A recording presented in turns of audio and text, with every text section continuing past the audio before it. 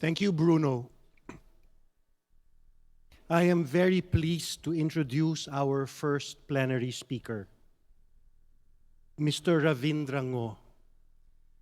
As the founder of the Asian Network, Ravindra built a community of over 550 members from diverse cultures, countries, and work environments in Asia. The Asian Network members all share a common vision of creating positive change and advancing the UN Sustainable Development Goals. For the past several years, he has been hosting and organizing high-level online discussions, leadership conferences, and private roundtable discussions on topics such as climate action, gender equality, and youth empowerment. In addition to leading the Asian Network, Ravindra is also a World Economic Forum ASEAN expert and a columnist for the OECD Network, the China Daily News, and the Friends of Europe. Ladies and gentlemen, let us welcome our first plenary speaker, Ravindra, with a warm round of applause.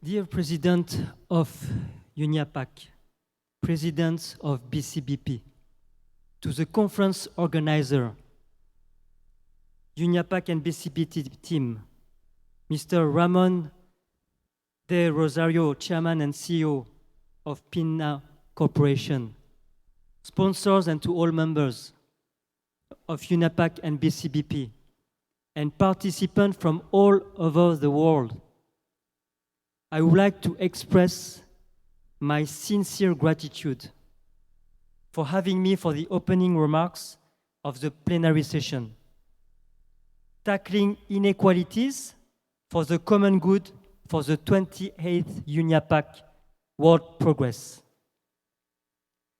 In a world increasingly defined by inequality, environmental degradation, and social disconnection, we must rethink our approach to business. The traditional model focuses primarily on profit maximization is not enough.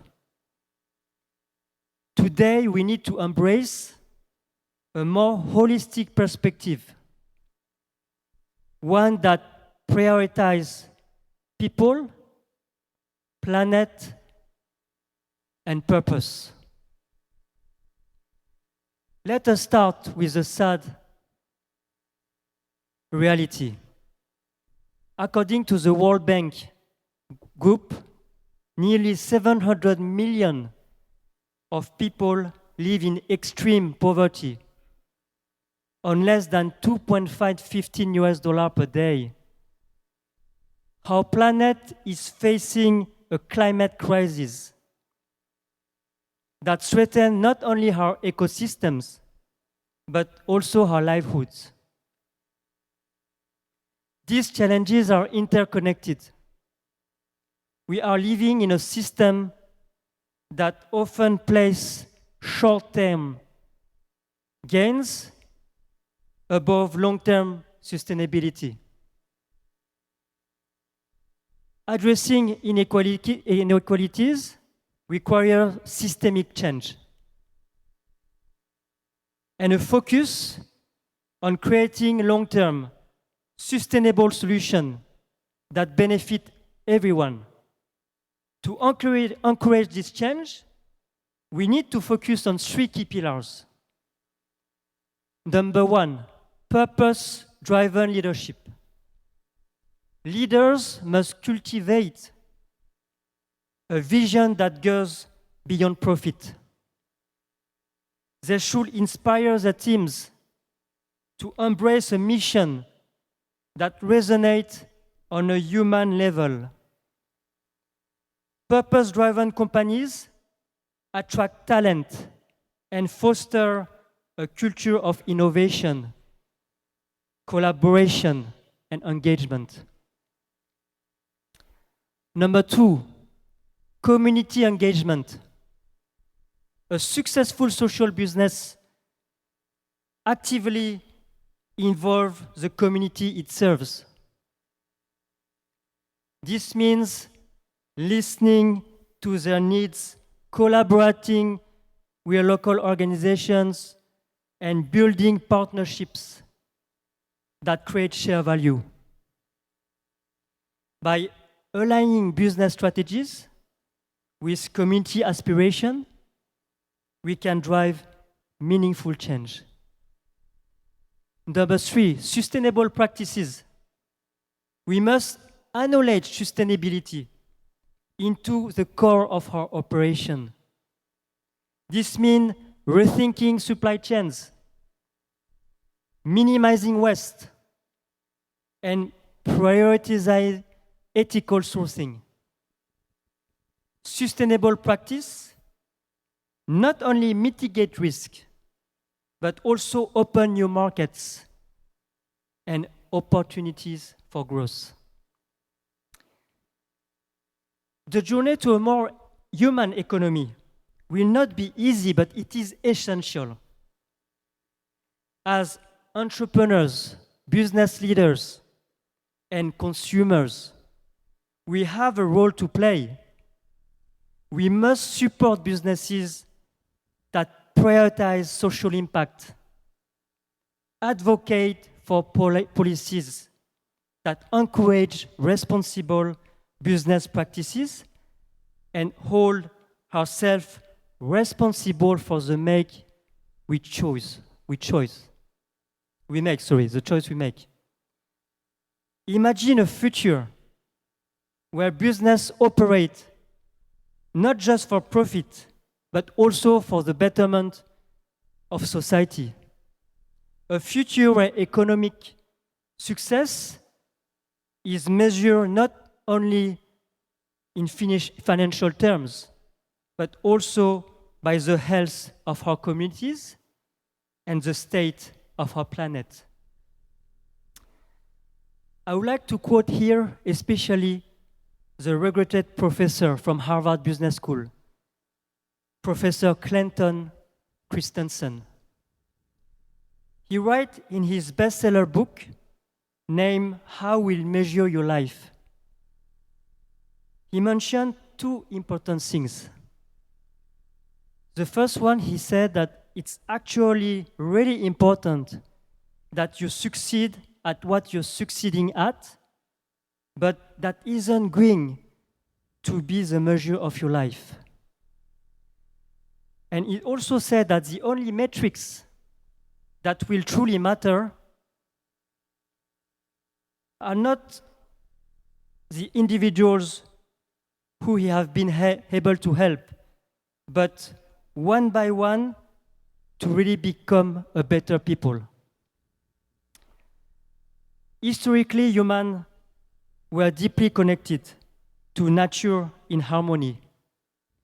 Today, our current global systems are failing, leading to ecological and social collapse. So how can we reach harmony in this disrupted world? The word harmony is a simple one, but complex at the same time. There are many dimensions to approach it.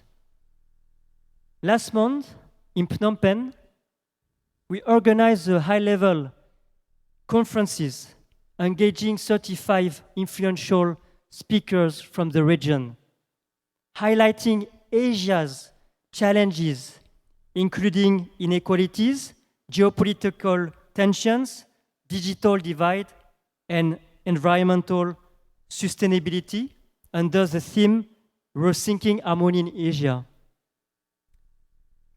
So Pope Francis mentioned that creativity is part of the entrepreneurial mindset. So instead of following my speech, I would like to introduce you some key takeaways with the presentation.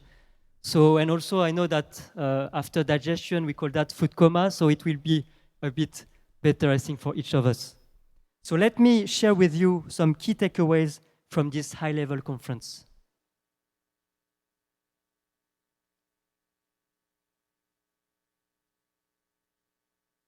If we can please project the presentation.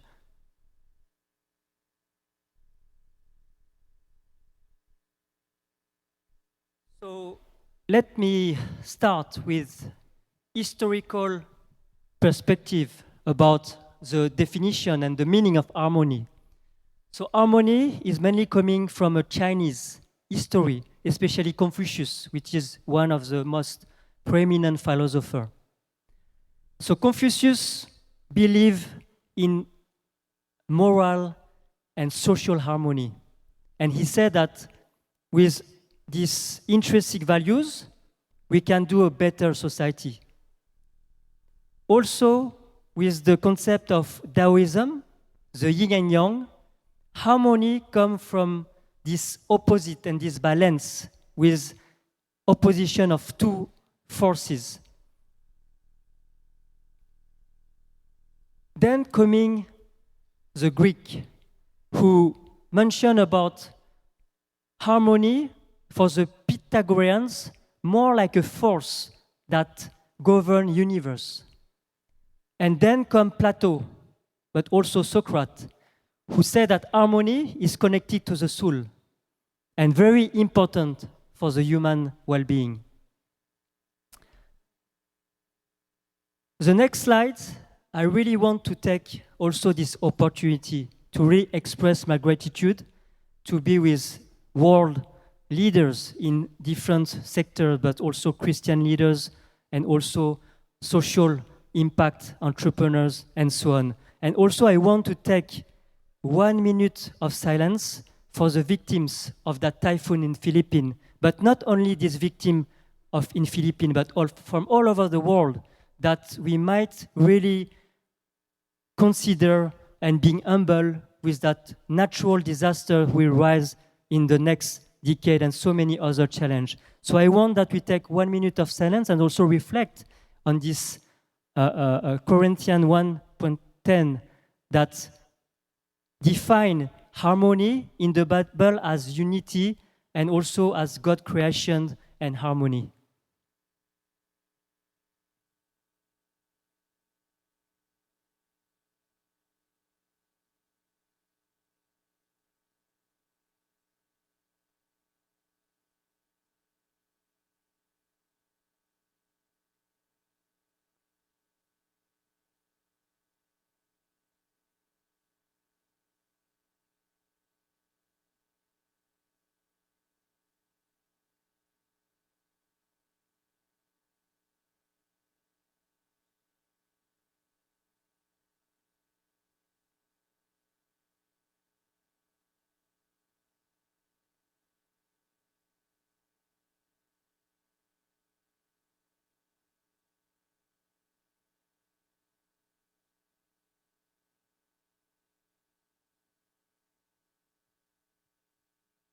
Thank you.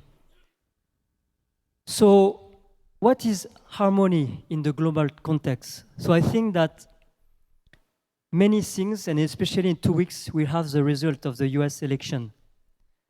And I put mainly United States, Asia, and Europe because there is different context and evolution about this part of the continent. United States, and according to our conference, we think that they are looking about a fragmented world.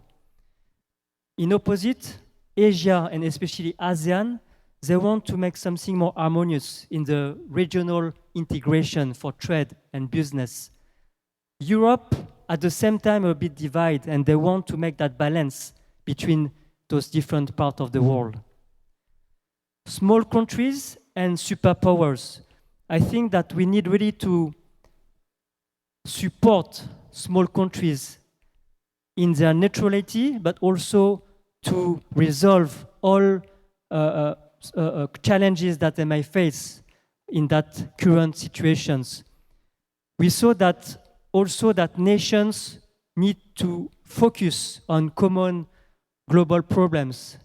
Environmental is one of them. We have also the rise of artificial intelligence, cyber threats, social divide, and so on. And it's also the zoonotic disease with the pandemic. So how can we resolve that? I think that agility and diplomacy is something we really need to integrate in different kind of dialogue and also to really promote these skills. Then I want to take the case of ASEAN in kind of harmony. So 10 countries, 11 soon with Timor-Leste. We have that very diverse region with different religions, Buddhism in Southeast Asia with Cambodia, for example, Laos and Thailand. We have also Muslim countries with Indonesia, Brunei, but of course also Christian countries, Philippines, Vietnam, and also others. We have also a wide range of languages. Providing you an example with Indonesia, we have 700 languages spoken. Philippines, 170 languages spoken. So that's diversity. Also is reflected with the ASEAN government and leadership. So for example, we have royalties, the Kingdom of Cambodia, also of course in Thailand, but we have also socialism states. Vietnam is one of them, and of course Republic of Indonesia, but also in the Philippines. So this shows how a region integrating 10 countries can live together in a harmonious context. It's over 650 million inhabitants. Then I think that the Asian regions also, of course, facing some complex and challenges. One of them is a rapid industrialization and technological advancement. I think we need to be aligned with the progress of each country and society, especially when we want to implement data centers, when we want to raise the artificial intelligence support and so on. We need really to understand the system in each country and also to really support at the societal level. Of course, we need also to break the cycle of poverty among the youth, because the demographics in Asia and ASEAN, 60% of people are under 35 years old. So it's a very young population.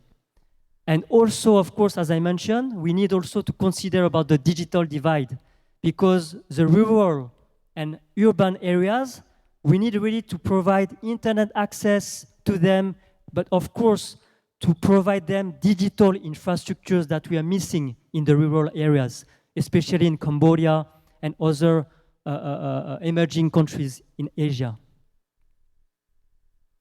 Then, what is harmony in governance? Very important, because of course, within our leaders, we need more transparency and trust in governance. The word trust, it's a very important one, because of course, without trust, there is not so much cooperation. There is not so much communication. So trust is a very important keyword there. Of course, gender equality. The importance, I think, to have more female leaders to bring these harmonious collaborations. I saw that in different countries, there is more and more female leaders. And I think that it will come in the next decade. And we need to support that diversity and inclusion.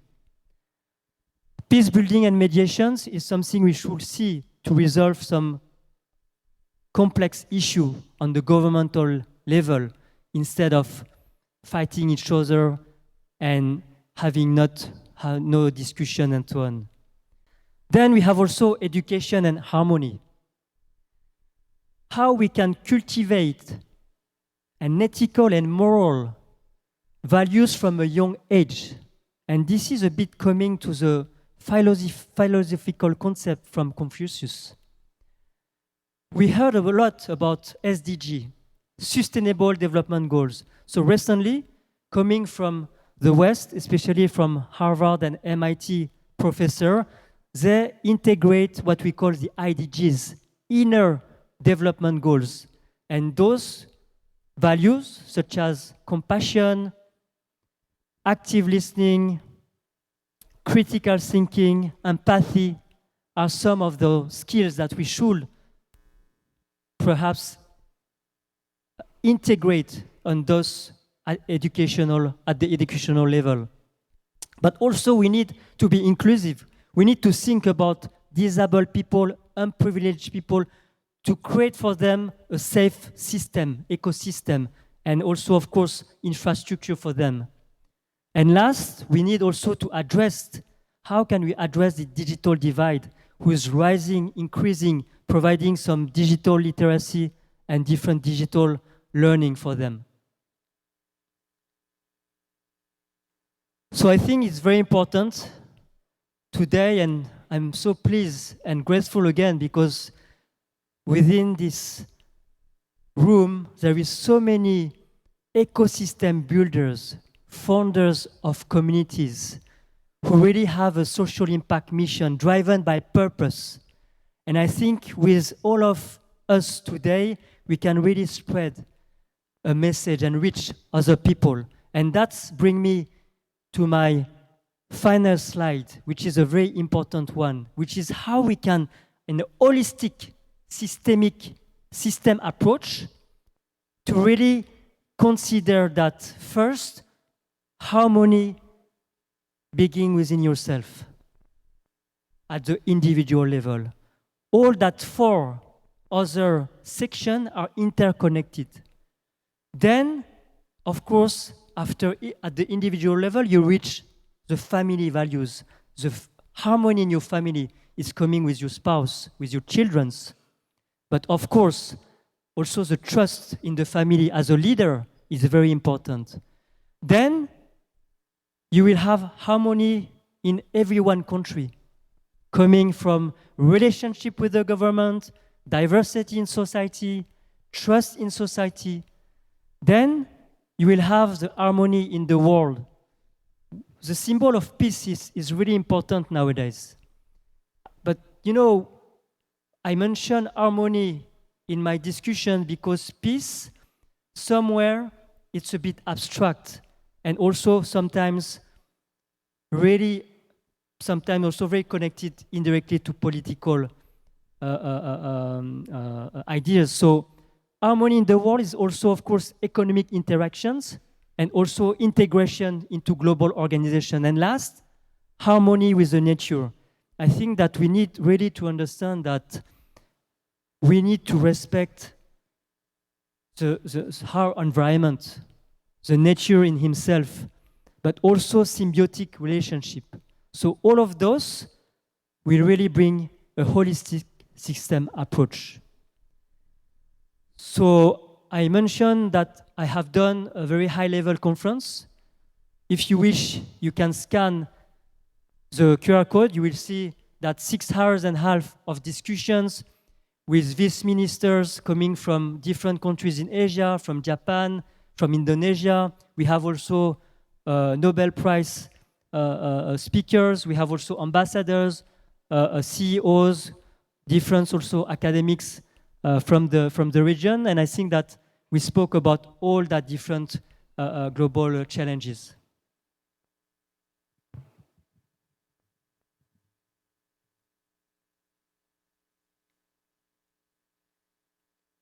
So building bridge through dialogue and cooperation can help overcome divisions and promote peaceful coexistence. By working together collaboratively across borders and ideologies, we can create a world where harmony prevails and all individuals can strive. During the closing remarks, of her high-level conference, Sister Denise Coghlan, Nobel Peace Prize winner, shared an important message. We ask her how to rethink harmony and peace, knowing the current context of polycrisis that we are all going through. Hear what she replied to us.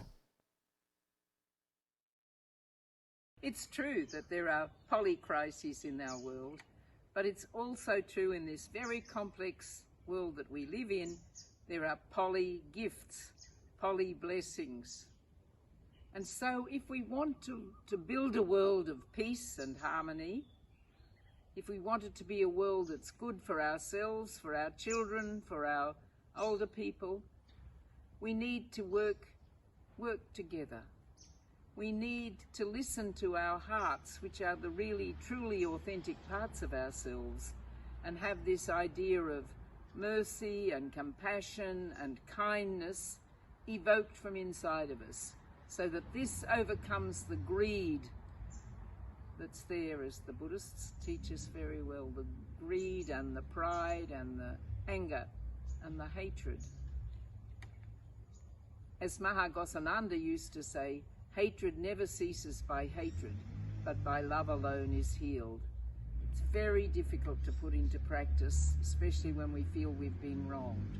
And so in the world of AI, in the world of the environmental crises that we seem to have brought upon ourselves, we need to look again at how we can best think of everyone in our world, not just ourselves and our own little family, and work to make the world a more beautiful place for everyone.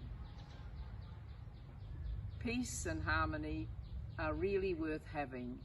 They are what gives joy and enthusiasm and dignity to all. And that's at the bottom of our hearts, that's what we all really want.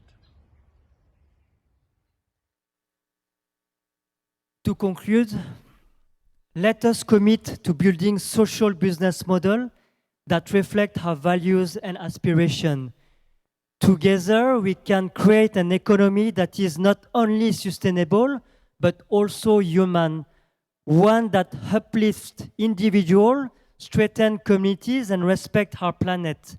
As Mahatma Gandhi said, hate not, fear not, conquer, he said. Conquer with love and truth. Isn't that the road to harmony?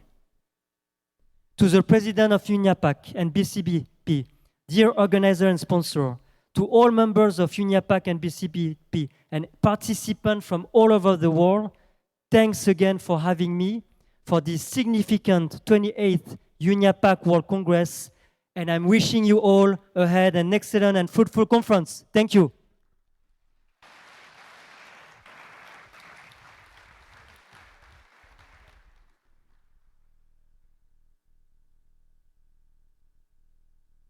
Thank you, Ravindra. I am very happy to introduce our panel reactor, Mr. Ramon R. Del Rosario Jr. Ramon Del Rosario is the Chairman and Chief Executive Officer of PHINMA Corporation. He is also the Chairman of the educational institutions under the PHINMA Education Network, which consists of 10 higher education institutions all around the Philippines, from Luzon, Visayas to Mindanao. Mr. Del Rosario served as a Secretary of Finance of the Philippines from 1992 to 1993. He earned his MBA at Harvard Business School and his bachelor's degree at the De La Salle University. He was conferred the Management Man of the Year Award in 2010 by the Management Association of the Philippines.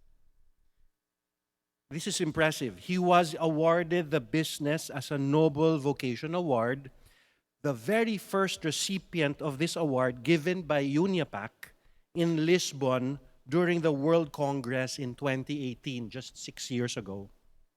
Just this January 2024, he received the Pro Ecclesia et Pontifice Award the highest papal award conferred on laypersons. Ladies and gentlemen, please give Ramon R. Del Rosario Jr. a warm round of applause.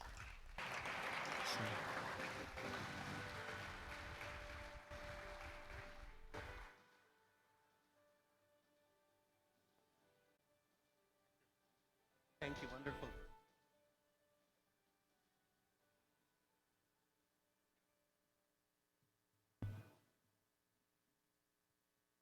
Thank you. Thank you very much. Thank you for that kind introduction. Good afternoon, colleagues, partners, and friends.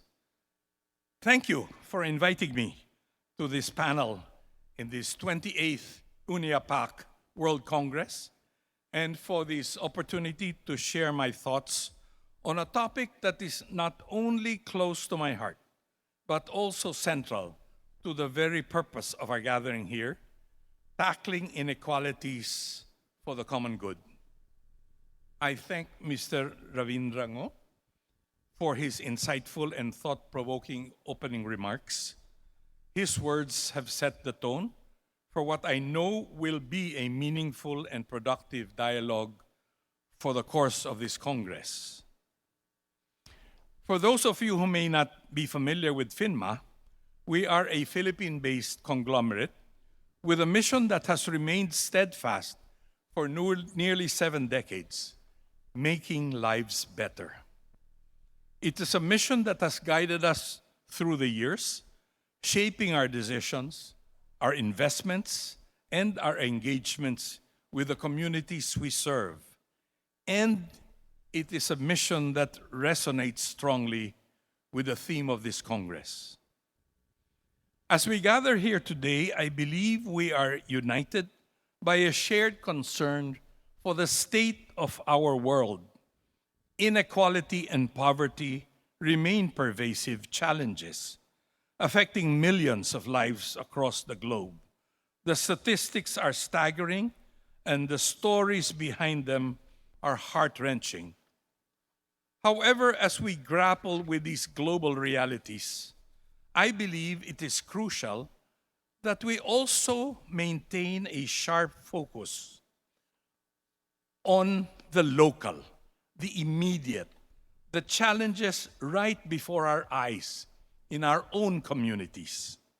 While global targets and indicators are undoubtedly extremely important, we must not lose sight of the pressing, tangible needs of those closest to us. In the Philippines, we face urgent issues of hunger, homelessness, and lack of access to quality education, among other problems. These are not abstract problems. They are the daily reality for millions of our fellow citizens. The business community, I believe, has both the responsibility and the capability to address these challenges. But I believe these challenges are best addressed not just by philanthropy, but by sustainable business models that create both economic and social value. At PHINMA, we have learned that the most effective solutions come from aligning business objectives with societal needs. This localized, contextualized approach to tackling inequality has been at the heart of PHINMA's initiatives, particularly in the realm of education. We recognized early on that accessible, high-quality education is one of the most powerful pathways out of the cycle of poverty and for creating opportunities for a better life. Allow me to recall, as was mentioned earlier, that I also joined you in 2018 at the 26th UNIAPAC World Congress in Lisbon, where you very kindly honored me with UNIAPAC's first ever Business as a Noble Vocation Award. In proudly accepting that award, I shared with you then our PHINMA story of embarking on a journey of making lives better through education. I shared with you our conviction that education exemplifies how business can be a force for good while maintaining viability, and that PHINMA Education's journey began with a clear mission to make quality education accessible to the underserved youth. 6 years ago, we had 70,000 students in PHINMA schools. Today, reinforced by our belief in business as a noble vocation and inspired to aggressively pursue our education mission, we are now the largest private educational network in Southeast Asia, with 164,000 students across 11 schools in the Philippines and Indonesia. The numbers tell a compelling story. 84% board passing rates across all programs with our schools, and ranking as the top performing in professions such as optometry, second in pharmacy, and third in both nursing and criminal justice. Within 1 year of graduation, 77% of our students find employment, with 39% earning above minimum wage. These metrics matter because they represent real lives changed, families uplifted, and communities transformed.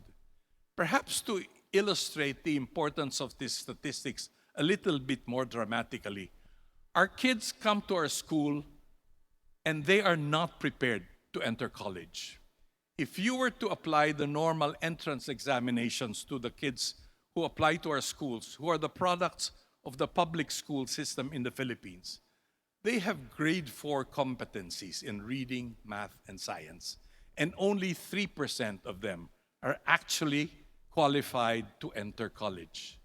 But instead of turning them away, we have decided that we will work with these kids, so that we work with them so that over the next 4 or 5 years, they are prepared to take those board exams that are required in the Philippines to qualify to practice professions and to earn a living.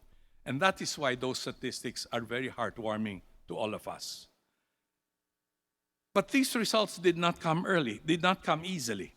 They required innovative business strategies and interventions. We needed to invest heavily in faculty development and implement proactive student support systems and create an educational model that addresses both academic and economic challenges. We made difficult business decisions like maintaining affordable tuition rates while ensuring operational sustainability. This balance between social impact and business viability is, we believe, crucial for any enterprise seeking to address inequality. However, we do recognize that our current efforts will need to be sustained through succeeding generations, and we will need a new generation of business leaders that will carry on this work in the future. In this regard, we recently established the PHINMA De La Salle University Center for Business and Society, which aims to develop business leaders who understand that profit and purpose can and must go hand in hand. Through research, curriculum development, and industry partnerships, we are working to embed social responsibility into the very DNA of business education. The mission of this center is to integrate the principles of societal responsibility and shared value creation into the very core of business education. We want to challenge the notion that business success and social impact are mutually exclusive, and instead demonstrate that they can and must coexist. Through research, curriculum development, and experiential learning opportunities, this center aims to equip students with the knowledge, skills, and values they need to lead businesses that prioritize both financial sustainability and social impact. Beyond ensuring that these efforts are carried on by succeeding generations, we also recognize that while much can be done by individual firms, so much more can be accomplished through collaboration. In the Philippines, we have a beautiful tradition we call bayanihan. It refers to the spirit of communal unity, work, and cooperation to achieve a shared goal. Historically, it involved entire villages coming together to literally move a house, lifting it on their shoulders and carrying it to its new location. I believe that this spirit of bayanihan, of collective action for the common good, is more relevant today than ever before. In the face of the enormous challenges we face, we need a modern-day bayanihan, a coming together of business, government, and civil society and communities to lift up those who have been left behind. No single organization can tackle society's deep hungers alone. This is why in 2006, we helped found Philippine Business for Education, or PBED. PBED has become a powerful example of how business leaders can collectively drive systemic change in education. Through policy advocacy, research, and industry partnerships, we have helped shape critical reforms like the K-12 program introduced in the Philippines over the past few years, and improvements in teacher education, and as well in the formation of a new education commission that will review all the essential problems of Philippine education. Similarly, we have worked with an organization called Philippine Business for Social Progress, which demonstrates how business resources and expertise can be pooled to address poverty at its roots. These collaborations show that when businesses unite for the common good, we can achieve impact far beyond what any single company can accomplish alone. These experiences have taught us that when we harness the power of collective action, when we pool our resources and expertise, we can achieve transformative results. The whole truly is greater than the sum of its parts. The challenges we face are too great for any one of us to solve alone. But together, united by our common purpose, we have the power to create transformative change. As I look around this room and listen to the earlier speeches, I am filled with hope. I see a community of leaders who are committed to using their positions of influence to drive positive social change. I see a wealth of knowledge, expertise, and resources that, when harnessed for the common good, have the power to transform lives and communities. There are indeed many deep hungers in our world that must still be addressed. This is where we as business leaders, I believe, are called to serve. The challenge before us is to harness the power of business to create positive change while building sustainable enterprises. I stand before you today filled with optimism, not because the challenges are small, they are in fact enormous, but because I have seen firsthand how business, when directed towards the common good, can transform lives. As I have said before, this work has brought me to deep, deep gladness, and it would be a delight to share such deep gladness through our modern-day bayanihan. The time for action is now. Together, we can make lives better. Allow me to end with a brief video that shows, I believe, the power of collaboration. Thank you all and have a good day. Transformative power of education across Asia and the Pacific. Education is a launchpad for development. It lifts communities out of poverty, creates economic opportunities, and drive social progress. Access to education is critical for women and girls. It empowers them to break the cycle of poverty, take control of their futures, and create lasting positive change for generations to come. ADB invests in education, understanding its vital role in securing a brighter future for young people. That is why we partnered with leading institutions like PHINMA Education, a pioneer in higher education universities in the region. PHINMA, which has the largest student body in private higher education in Southeast Asia, focuses on underserved communities and continues to expand. Education unlocks potential, giving confidence and opportunity. Together with our partners, we work to give everyone a chance to thrive. Let's invest in education today for a brighter, more equitable tomorrow. Once again, thank you very much.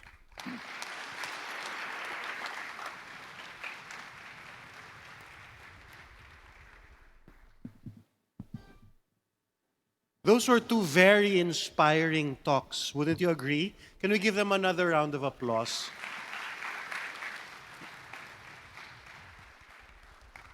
To moderate the open forum, I am glad to call Bruno Bobone.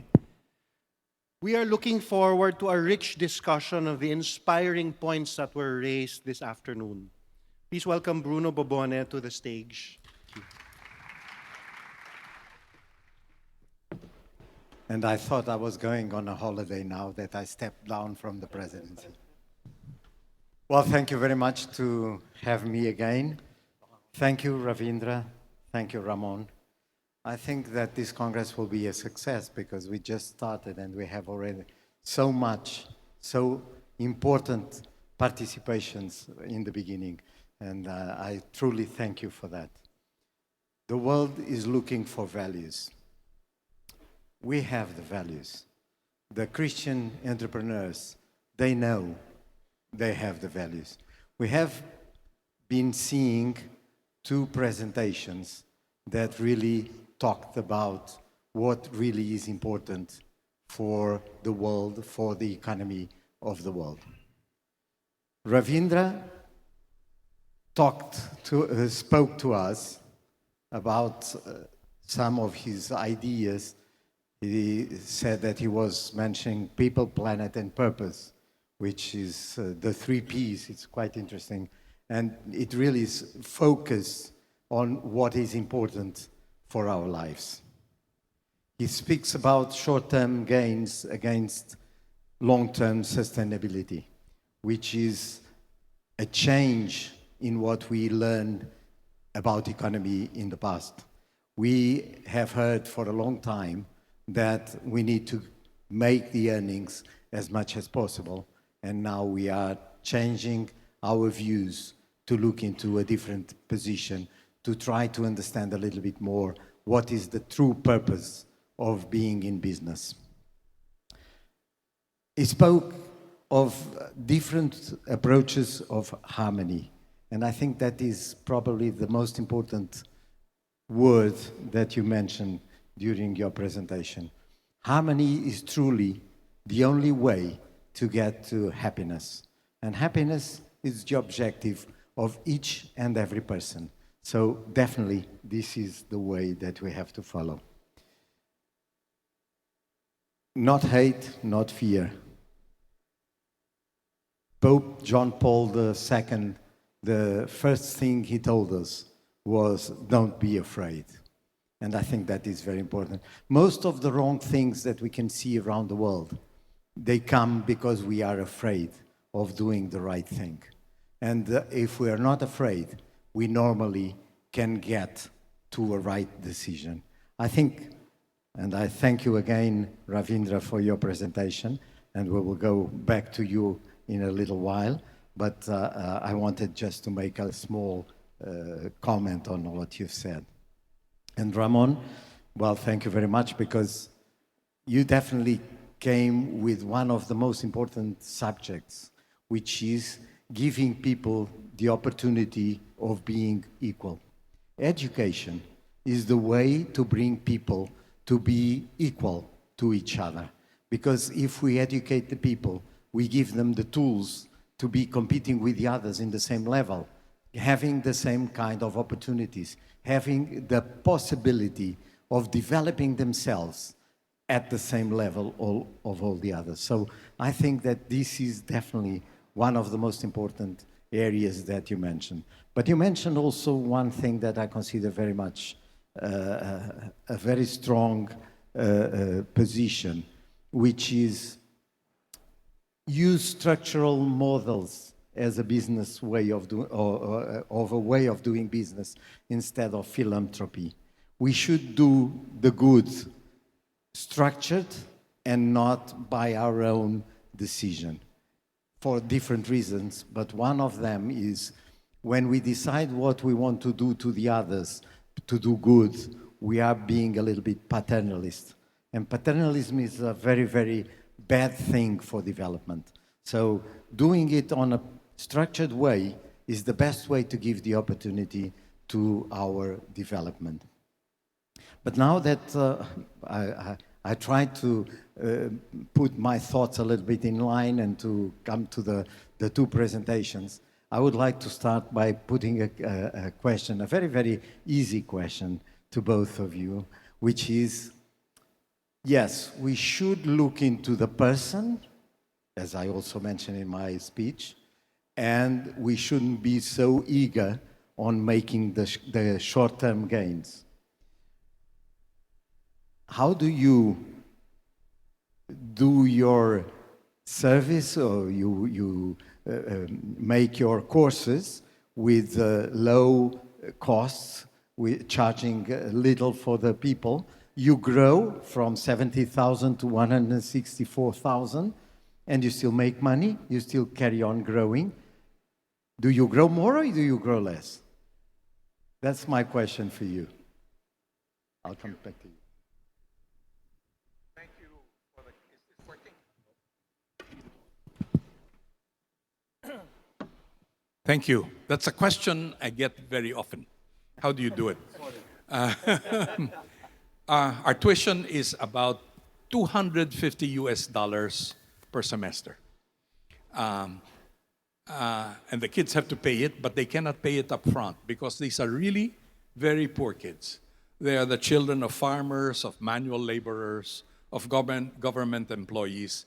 They are in this country classified as the D&E economic sector. So, but that's the target market that we really want to cater to. In the Philippines, just by way of background, all families want to have at least one of their children have a college degree because they see that as the path out of poverty. And so they sacrifice anything, sometimes even regular meals, just so they can afford to have at least one of their children get a college degree.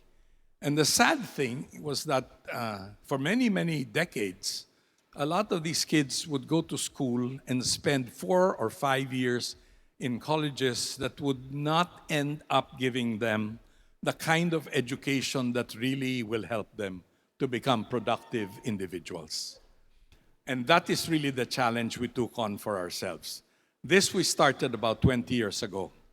The challenge really has always been, how do you balance? Because this is not, as I stressed, this is not a philanthropy. It is a business, and it has to generate a return. The way we generate return is we do not make a profit on a per student basis, but we need a critical mass of students so that when you put it all together, it becomes a realistic business proposition. How do we do that? We focus on courses that really generate, that really result in being ready for work. And these are courses where the average size of our classes is fairly large. So we do things like accountancy, nursing, engineering, other engineering, architecture, things of that nature, where the interest of the students is quite high. We do not do those courses where the interest is very low, where the classes will tend to be small. And therefore, we tend to apply also a lot of our business practices in trying to run these businesses as efficiently as we can. We have only one effective president for our entire network of schools. We have one chief financial officer. We have one chief marketing officer, one chief learning officer. We have standard practices in terms of curriculum development. Therefore, we have standardized many of the things. We're also looking for all ways of reducing the cost of delivering the education. But long story short, at the end of the day, it is really value for education. Through the years, value for money. Through the years, we have been able to gain a reputation of educational institutions that really are serious about delivering good quality education. And the best way of measuring this in the Philippines is through their board passing rates. The passing rates in these government-administered examinations for various professions. And those results are publicly published. And therefore, it is known by the community. And when you have a track record in your community of being quite successful in delivering, in getting your kids prepared for these exams, then it builds its own momentum and you're able to generate more and more attractiveness for people to enroll in your school. So that is really the essential story. It's by offering good quality education and at an affordable level, and it's good value for money that has made the huge difference in our schools. And this is in a situation where government universities and colleges do not charge any tuition at all. And so we're able to compete because the parents of these families hopefully know that going to our schools will prepare their kids better for the life of work that they're aiming to prepare them for. Thank you, Ramon. Ravindra?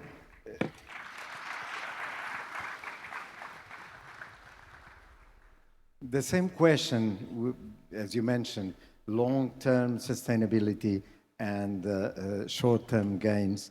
If we go into a company, how can we work inside the company to change what we used to have from the past, which is you have to make as much as possible to beat your competitors, to fight for your life. And now you say, okay, but I'm not going to fight for my life. I'm going to fight for my employees. How can I challenge that? The second question for you is, one of the most important places to get harmony, and where I think at this moment is still a little far away, is inside the companies. You have the trade unions, you have the business leaders associations fighting a lot in political terms. And that's the issue that is always complicating a little bit the capacity of change, because the political need the victory on the fight to make their own position. How can you make a soup with all these different sorts of means? Thank you for your question, Bruno. So before answering, I just want to share that we haven't prepared those questions. So sorry about that, but I think it will be a real and frank answer. So, and even you asked me two questions in one, so it's complex. I mean, it not simplify things. So for the first one, what is mainly the short difference, the short and long-term goals, and how you also encourage and support employees over profit. So I think that if I look within my institutions, which is Asian Network, to provide you a concrete example, which is a for-profit with a social impact mission. That's not based only on the revenue generated, far from that, because we really want to make a positive impact. Mainly our business model, it's very simple, that we organize mainly some events focusing and supporting 3 to 4 UN SDGs goals. So one of them is about gender equality, the second one is about climate action, and the third one is about peace and reconciliation and harmony. So throughout are different format of event, from private roundtable discussions, hybrid high-level conferences. We get some, mainly some support from different sponsors, institutional, corporate. That's mainly the short-term goals, but our visions is really to share those influential voice. And again, our network is one differentiation from existing network in Asia, is that we are really focusing on three particular things. The first one is about having diversity. So within our network, 40% from our influential speakers and members are female. Second, 60% of our members are young leaders under 40 years old, reflecting the demographics of Asia. And third one, of course, we are Asian-centric. So we are covering 20 nations, 20 countries in Asia, from Mongolia to Laos to Afghanistan to Brunei and so on.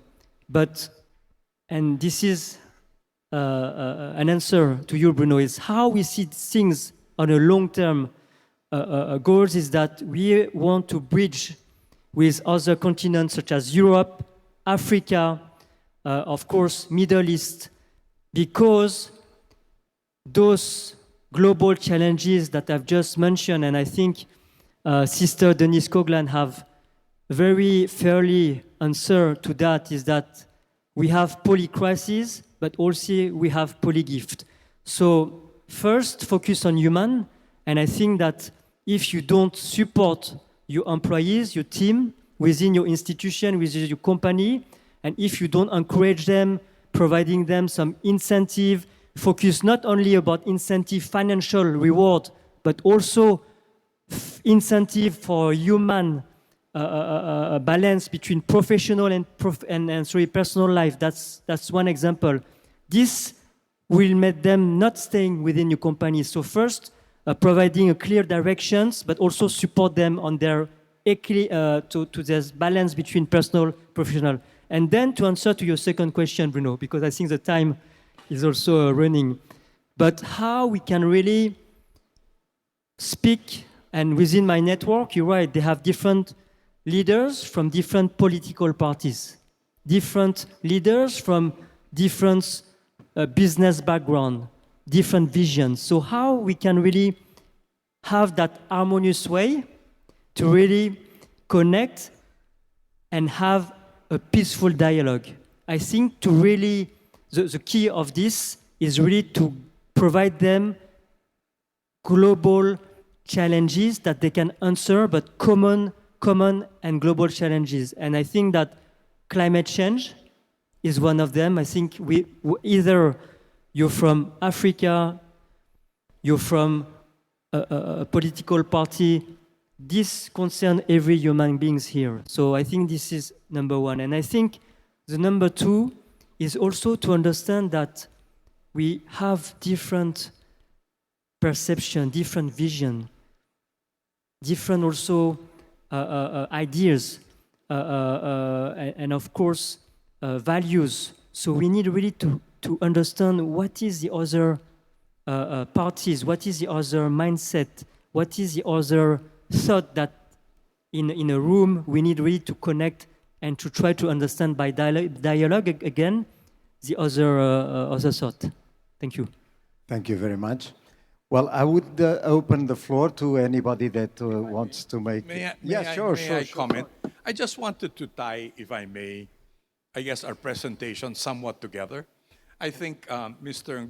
Ngo and his organization are doing very valuable work in raising awareness and discussing issues, particularly on a more global basis, and certainly trying to encourage, I guess, businessmen around the world and around the region to think actively about the problems that face them and to act and to do something about it. I guess the difference only is that I take my own advocacy at this point is to encourage at the level of the firm for each company now, to look at their situation and see what is it that they are facing in their society that they themselves can do something about. So that is the challenge I would like to move forward in terms of this discussion. Because I think until we reach the point where each of us assumes the responsibility for ourselves, it is very difficult to get concrete solutions. And this is why when we were first in heavy industry, quite honestly. We were in the cement industry. And at a certain point, we sold our cement industry and we decided, what are we going to do next? We decided to go into education. And education, because the principal resource of our country is our people, we said our people have to be armed so that they can be productive people. But we said we will address our education for the poor. Now, this has been successful over the past 20 years. The next challenge I'm looking at is because we also are in property development. I want to do for the poor in housing what we have done for them in education. There are something like 10 million Filipinos who still do not live in decent homes. And I have posed a challenge even to developers in our country. Why don't you put your heads and minds together and figure out once and for all how to provide decent housing that is affordable for the poor?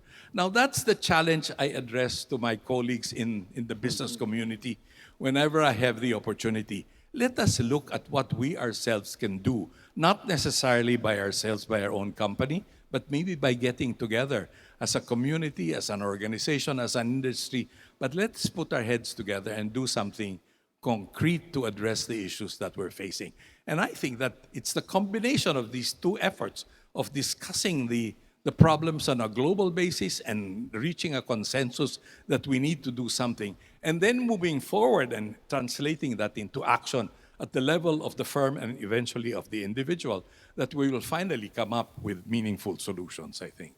Thank you. Well, Ramon, thank you, but thank you.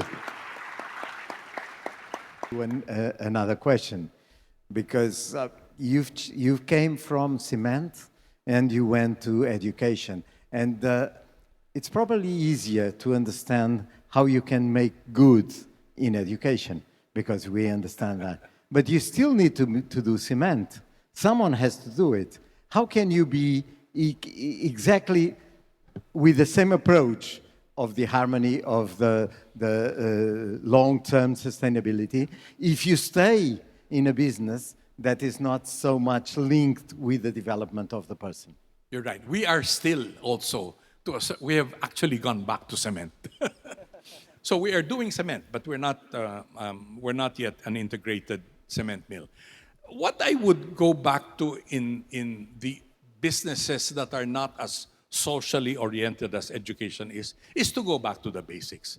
Produce good quality products, produce it as cleanly and in an environmental friendly way as you can. Cement has a reputation for being a very heavily polluting industry.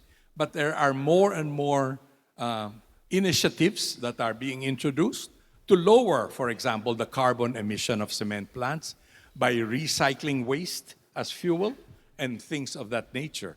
Also by being more efficient in the way you produce your product.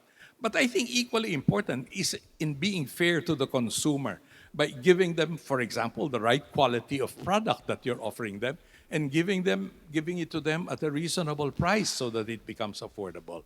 In other industries as well, like I said earlier, in property development, while you do high-end luxury homes, you do commercial developments like offices and malls, there's also an opportunity to do something for the underprivileged again. And that's where I bring out the idea that perhaps property developers can spend some of their resources and some of their imagination and, quoting Pope Francis, their creativity in finding solutions for the needs of the poor. So I am sure as you go through various industries, you will discover that there is so much that can be done to address the needs of the underserved in our society.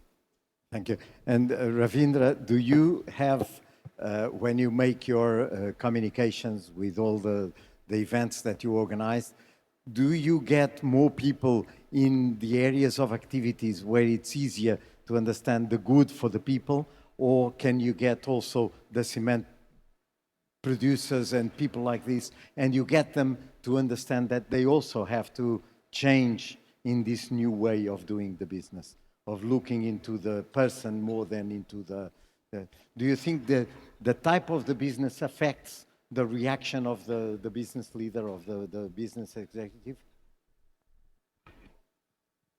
You mean if the size of the companies? Size and type of business they are dealing with. Well, I mean, first, thanks for your kind words from the mission that I also try to accomplish, and I'm also believe that education is very important, and I'm happy that you're also a very successful social models, and within that years has been really sustainable.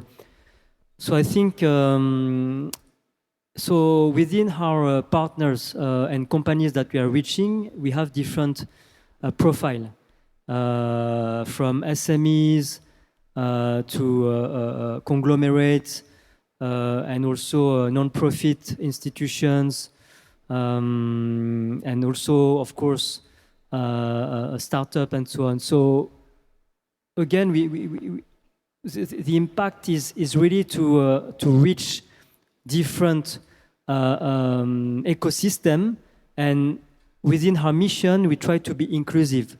So there is not really so much difference for people coming from a conglomerate or business profile, or from academia or from government, because within, again, our event, we really want to be inclusive and put those influential leaders within that ecosystem and discuss about something that they all agreed to discuss. So I think within an example, what's happened just recently, and we see that rising tensions. If we speak about geopolitics within the Indo-Pacific region, but also within the ASEAN context, and recently with the case of Myanmar and Taiwan, so rising conflicts. And on the top of that, you see also what's happened, of course, in Europe, and recently in the Middle East. And I think that in November, within the US election, that will be something very important to overview and to watch, because that really can impact on the directions of that global stage. So I think speaking about peace and harmony will agree, whatever institution you are, whatever profile of business you are, it will support those in that mission. Thank you. Yes, Ramon. If I may, I just thought of something else in response to your question about how can a cement business behave in a socially oriented way. All businesses are subjected to many challenges, particularly in a growing, in a third world country like ours, where unfortunately corruption is still a very serious problem. So when you engage in large projects, particularly involving government infrastructure, for example, oftentimes you're faced with a situation where if you are willing to engage in corrupt practices, you are likely to be able to get your projects underway in a much more efficient and quick way. So business managers across the board, whether it is cement or any other enterprise, involving dealings with entities like the government, for example, always are faced with the question of whether they should engage in ethical business practices and just insist on doing things the right way, or in succumbing to the easier path of just playing along and engaging and succumbing to corruption and paying off so that you do get your business results, but clearly that is against the ethical standard. So to my mind, that is a clear way, a clear differentiation of engaging in business that is aligned with moral and ethical standards as opposed to simply doing the expedient business way. Thank you, Ramon.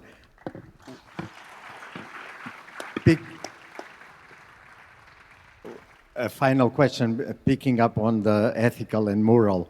You mentioned that one important thing would be to bring ethical and moral values to young people, because that's the part of education that we need to do. But we are living in a world when you speak about moral and everybody points to you that you are old-fashioned, that you are no longer speaking about the world they know. How can you bring ethical and moral values to the teaching, to the day-to-day living of youth?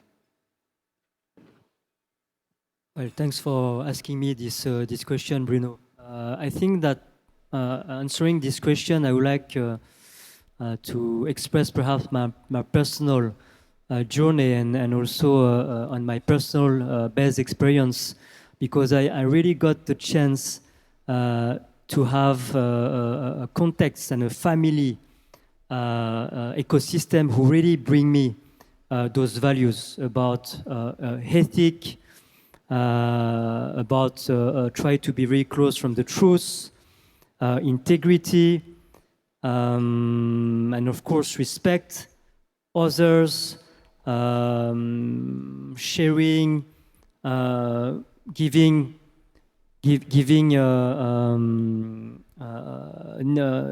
listening when people need you. So first, I will say, from your family background, this also shape your character. So family, intrinsic value, personal experience. Second, of course, the role of education is very important.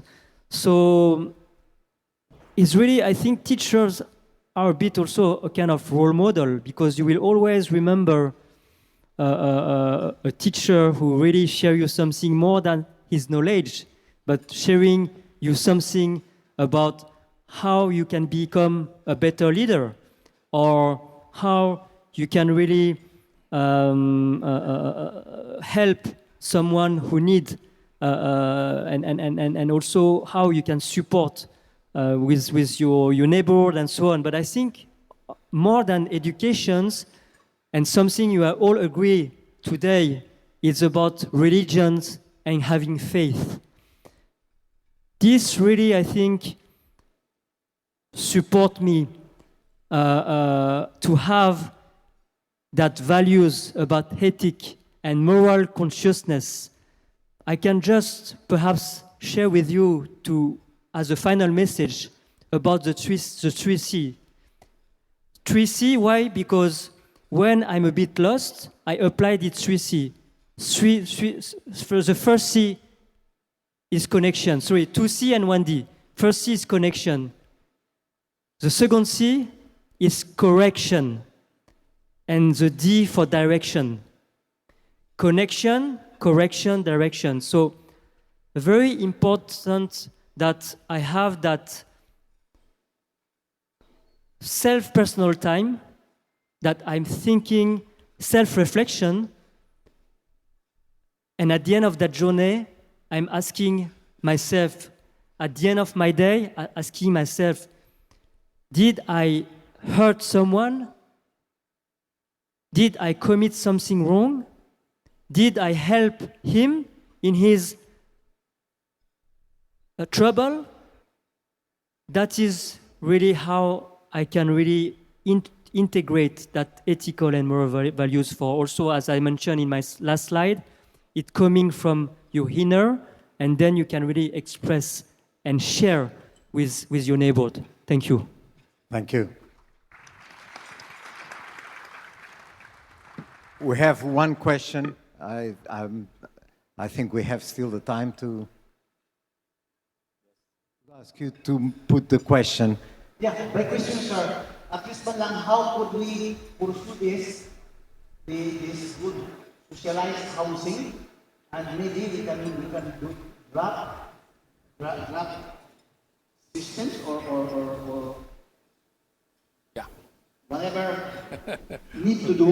Okay, yeah. I can really, I'm willing to help anybody. Thank you. To make another money billion to help the socialized housing promote. Thank you. Thank you very much. Thank you. Thank you very much. I'll be very happy to talk to you afterwards. But let me try and respond. We are facing this challenge right now. We're trying to create a model that will work. We have not yet finalized the model, so we have not yet launched our first project. But Please, don't. okay. Mr. Ramon. So, if I may, the first project is beginning to develop in a situation where we're saying we're not just going to build houses, we're not just going to build homes. We're going to build communities. We're going to build workers' villages. And these workers' villages have to have components more than just the physical homes, but things like daycare centers, livelihood training centers, opportunities for upskilling. So communities of this type where the persons living in them can not just live, but also thrive and develop themselves in a bigger way. But obviously, it takes much more of a discussion and a conversation to carry this on. So I'll be very happy to speak with you further, sir. But that's the rough model we're working on, and we hope to launch it soon. Thank you. Well, thank you. I thank you both for your presence here. And in the name of UNIAPAC, we truly appreciate this kind of experience shared with us, because this is definitely what we have to share with the world. We have to change the world, and these are the basics for our path to achieve our results. Thank you very much, and please feel free to congratulate these two presentations. Thank you.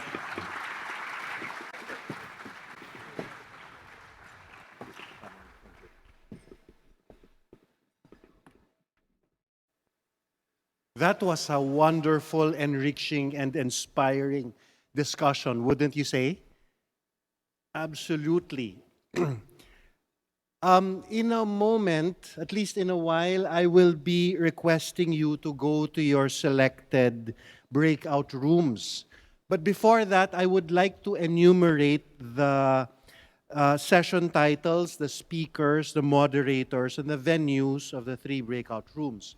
I would also like to take the opportunity to introduce the speakers for each breakout room. You see, the Congress, our Congress, was designed to be interactive so that we get to talk to people, we get to interact. So in the context of the 3 breakout rooms, I would like to invite you, for those who selected the first breakout room. The title is Challenges of the Christian Leader in the 21st Century. This will this will happen in the executive rooms 8 and 10, 1 floor below. The speaker is Héctor Yépez, and the moderator is João Pedro Tavares. I'd like to introduce Héctor Yépez in this context. Mr. Héctor Yépez has a multidisciplinary background in politics and elections, international negotiations, leadership, teaching, academic management, legal advising, and conflict resolution. He received the Student Academic Merit Award, Ministry of Education and Culture of Ecuador in 2003, and the Huellas Award for Outstanding Alumni, Universidad Espiritu Santo in 2017. He started as an attorney in 2013 and became a legislator in the National Assembly of Ecuador from 2017 to 2021. After that, he founded the School of Government and Legal Counsel at Universidad Espiritu Santo in Ecuador. So please, ladies and gentlemen, let's give a round of applause for Héctor, who will head the first breakout session. The second breakout session is entitled Women's Leadership, Exploring Pathways, Building Bridges, and Shifting Spaces to Advance the Common Good. This will happen at Executive Rooms 7 and 8, which is right across Rooms 8 and 10 downstairs. The moderator is Silvia Bulla, and the speaker will be Patrice Juah. Allow me to introduce Patrice. She's an international affairs and communications professional working globally to advance girls' education, social emotional learning, youth development, and women's leadership. A published author, award-winning poet, and educator, she is the founder of the Martha Juah Education Foundation. Patrice is an executive committee member of Karanga, the Global Alliance for Social Emotional Learning and Life Skills. She is a visiting professor of global civil rights at the Council on International Educational Exchange, Madrid Open Campus, and an adjunct professor at IE University in Madrid, Spain. Ladies and gentlemen, let us give a round of applause for Patrice.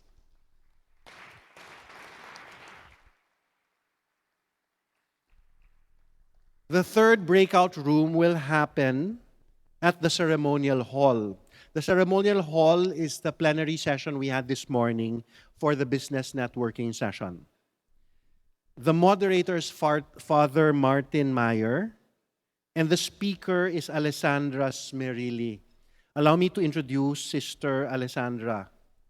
She became a nun of the Daughters of Mary Help of Christians in 1997 after theological formation at the Pontifical Lateran University in Rome. She earned a doctoral degree in political economy from Rome's La Sapienza University and a PhD in economics from East Anglia University in Norwich, England. She went on to become a professor of political economy at the Pontifical Faculty of Educational Sciences, Auxilium, in Rome. And since 2019, she has been a Vatican State Counselor and consultant to the General Secretariat for the Synod. In 2022, she was appointed Secretary of the Dicastery for Promoting Integral Human Development. Ladies and gentlemen, let us give a round of applause for the third breakout room speaker, Sister Alessandra.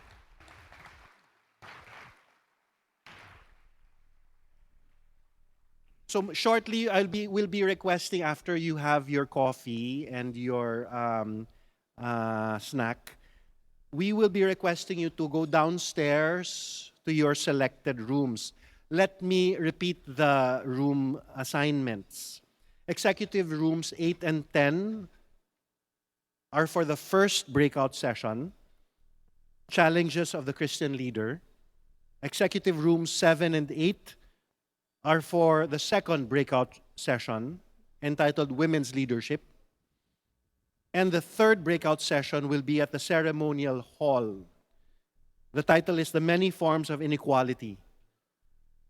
May I remind the moderators, specifically João, Silvia, and Father Martin, to assign a reporter for their session. This is to anticipate. After the breakout sessions, we'll be returning to plenary, and we're looking forward to the reports, a short synopsis of what transpired in their breakout sessions. It's always curious, it's always interesting for me to know what happened in the other breakout rooms, and that's the purpose, that's the objective for the breakout reports.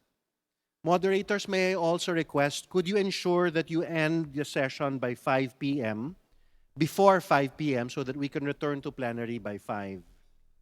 So after your coffee and snacks, please proceed. I'm hoping in 5 minutes you could already proceed to your breakout rooms. Let me repeat. Please return to plenary here in the in the grand ballroom at 5 p.m. later to listen to the breakout reports. Thank you very much. We're looking forward to the interaction and the engagement this afternoon. Thank you.